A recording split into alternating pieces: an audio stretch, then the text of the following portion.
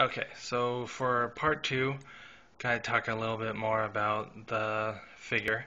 And so I was saying that thankfully, one of the generals came with Major um, Storm, and he's got a helmet that comes off. It's got a little mic there, but thankfully it's part of the helmet, so you don't have to worry about losing that part.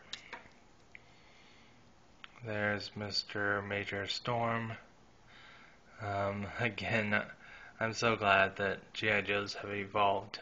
I mean, at the time, I'm sure this was such a cool figure, but man, it kind of looks kind of cartoony right there. But anyway, so the other thing that made me happy when I was starting to do this video was he has his gun right there, and that was something, again, I thought I wouldn't have. So thankfully I have that for the video.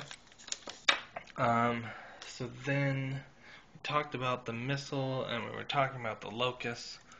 So yeah, the gun, it's our different color. Thankfully they have handles on both sides, so that way whether you have this gun or the one that goes on this side, either gun will work. So you don't have to worry about trying to hunt down two different two different guns. So then we're going to go on to this right here. These are missiles as well. I'm not sure if they talk about what kind they are. And so you can hold two of them there. And then this will be another interesting time to try and show you this. And that's this part under here. So we'll try and show it a little bit away so you can see it. But you're supposed to, I'm assuming, open this part, which mine is stuck quite on there. Oh, that's why. I'm opening it the wrong way. So instead of going this way, you're supposed to go this way. And I guess that makes more sense. Hopefully you see them falling out. So anyway, there's a little hole right there, and that holds two of the extra missiles. So that's kind of cool. Because that way they're both can be used on the missiles, or they can be used for bombs. Because the ones that go on the pegs right here, they're exactly the same as the ones that go inside to be the bombs.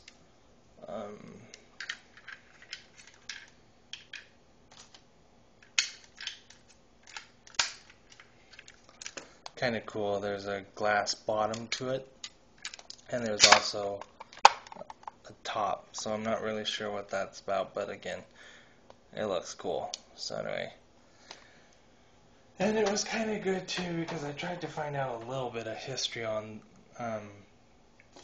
this vehicle playset, on and on. But so I was watching YouTube, and I was noticing that somebody uploaded one of the episodes that the General was used in, and people want to talk about the rise of Cobra messing up G.I. Joe.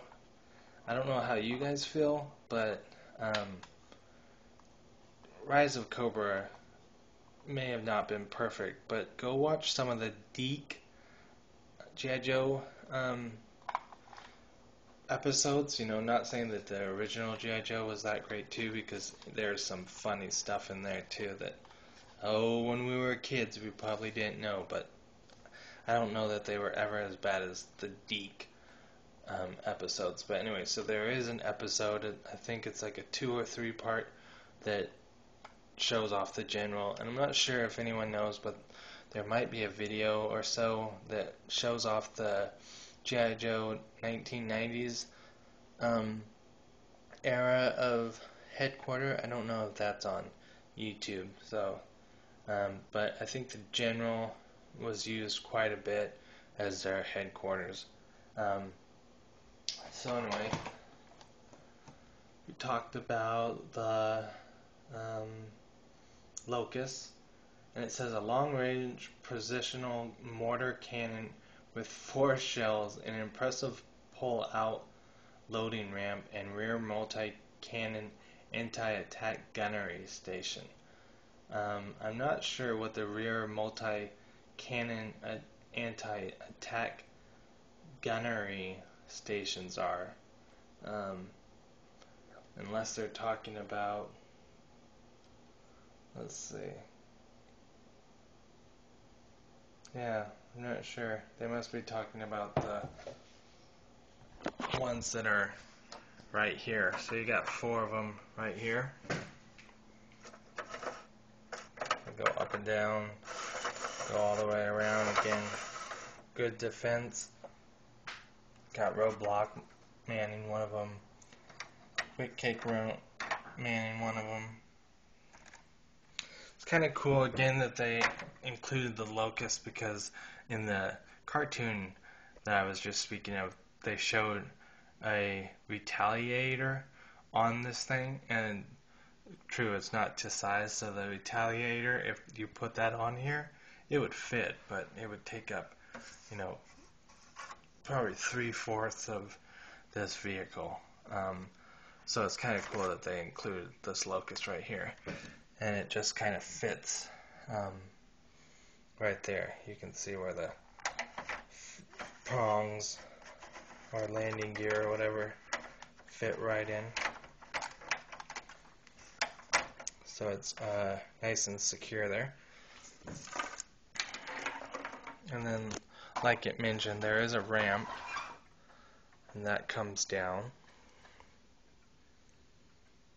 And cool thing is they made it kind of raised right here, so it actually, even though the vehicle is off the ground quite a bit, because this is angled like this, it actually sits flush with it. I don't know, I think that mostly would just be for vehicles. Maybe you'd get them on there and then you would transport them on the top up there, because as you can see, there's not room in there for a vehicle to fit.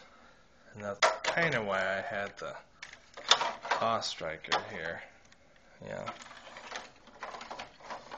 I guess if you really, really wanted to, you could shove it in there, but then once this needs to be lifted, there's no way for you to have it inside of there, at least realistically.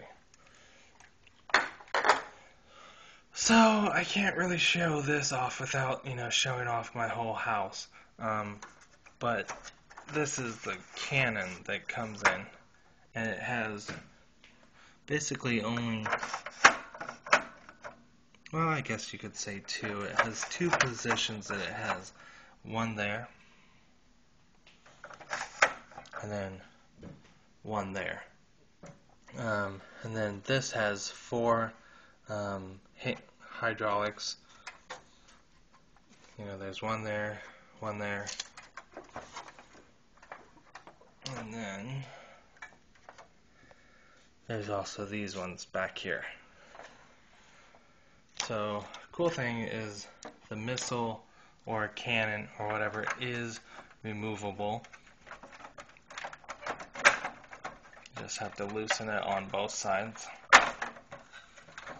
and then take this back, and then twist it, and it comes out. And this one's cool again because you don't need any batteries or anything like this. And it looks like this is a 3-part video, or at least so far. So we will see you in part 3. Alright, bye.